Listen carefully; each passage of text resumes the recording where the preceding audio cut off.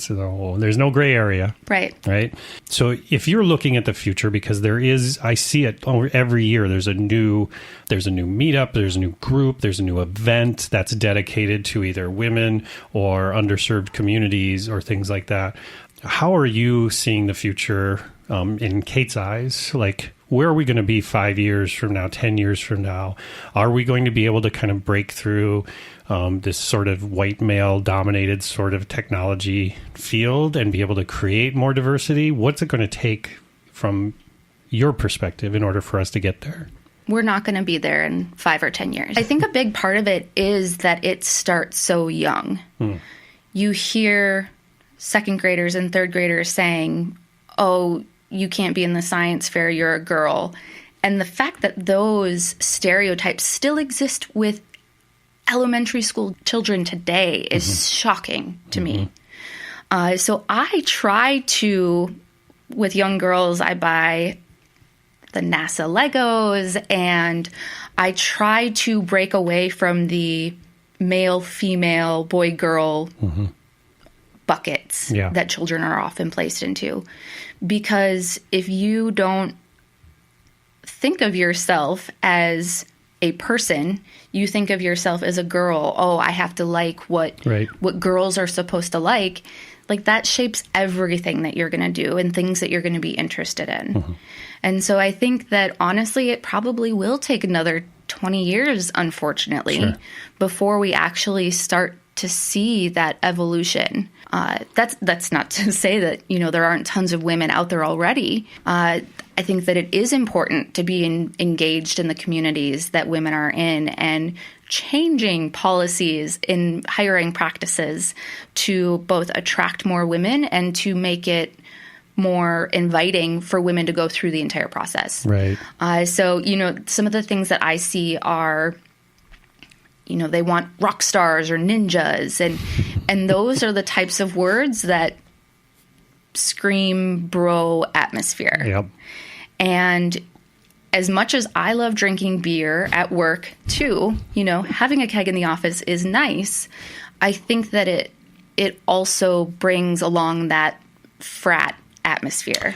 And so I only say that to mean you can have the keg once you're 50-50 on gender. But if you have it when there's the one female in the office and there's the 90 men, like, that is going to make it more difficult to invite other women in. Yeah. So that's one thing that I see in hiring practices. And then what else is a big thing? Something else I was talking, you think about that for a second. So I was talking with a woman the other day, and she was telling me that, and maybe this, I don't know if this is something she read or not or whatever, but you can tell me your personal experience. But she was saying that, like, she had read this piece about where when women read a job description, if they don't hit every single thing that's on the job description, they won't apply for the job. Whereas guys would be more like, I don't know, I can wing the rest of it and be fine, right? Have you experienced that?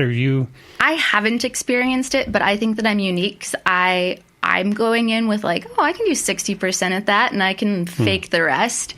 So I'm maybe different in the stereotypical female in that sense. But I have seen that in writing job descriptions. If you are a little bit more loose with the requirements, right, you do get more women who apply. You more, instead of like the actual like task, maybe the spirit of the task more so, right? Right. Like, don't say you must have 8 years of experience coding in Java, but say you have developed functional applications using a couple of different languages, right? Like, you don't need to be so firm on what you're looking for. That's really good advice. And I think, too, that I was doing a little interview one place and overheard a gentleman in the office say that women don't play video games because there aren't any video games based in the kitchen. Wow. And so, like, let's just, like, ignore Wow. all the factual inaccuracies of that. Jeez. But just to have that be something that I overheard, whether or not he actually felt it or felt that it was a joke or whatnot, It's not a funny joke. I was just like, what is this? I won't be treated as an equal. Fuck that guy. So I wrote a scathing note to their HR. Good. I'm glad you did. It was fun for me. But, making sure that the atmosphere is open. Yeah. And related, gender pay gap. A big thing that I'm passionate about right now. And the leading cause of it is the lack of paid paternal leave in our society. Sure. So we say, oh, women have children, you can go on your paid maternity leave and you'll come back, you'll still have a job. Right. But it actually does impact their careers because guys at that same age range are not taking that time away from work. Yeah. And the best thing you can do for gender pay equality is to offer both men and women paid parental leave. And so I remind everyone of that when I can. And actually, one role I was at, the company allowed me to craft their paid parental leave Very policy. Cool. So now everyone there gets 6 weeks. The men get 6 weeks.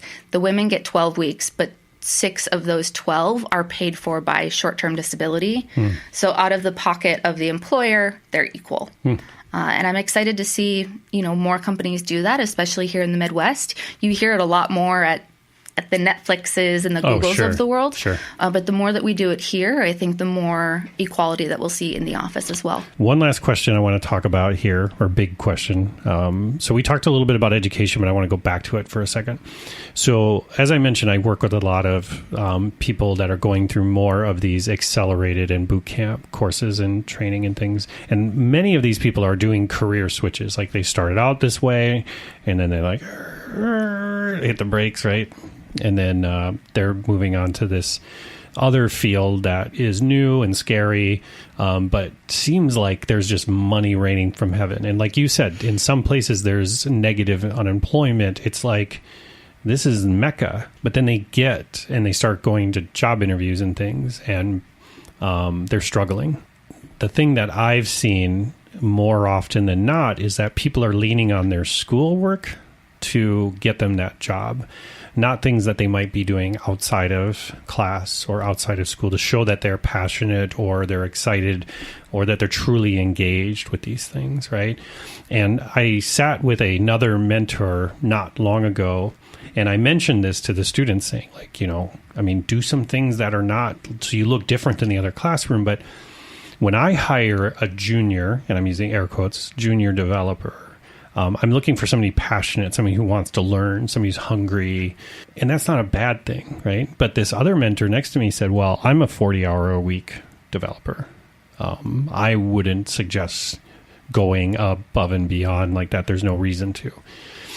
And I said, well, for you who have been in development for 6 or 7 years and have a great job at this very large company, I think that's very easy for you to say. But for somebody who has never had a job in this industry and to stand out from the crowd, I don't think you can just show the same type of stuff that they might see from 15 people applying for the same position. How are you going to differentiate yourself?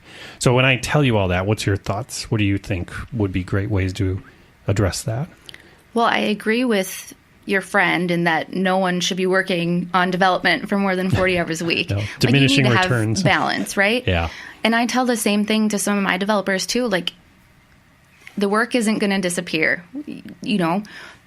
but it goes back to still being engaged in that topic. Mm-hmm. So if you go to a meetup at night, or if you're spending your evenings on Twitter reading articles, that's not development, right, but it still shows that you're interested in the work or that you have the appetite to learn more.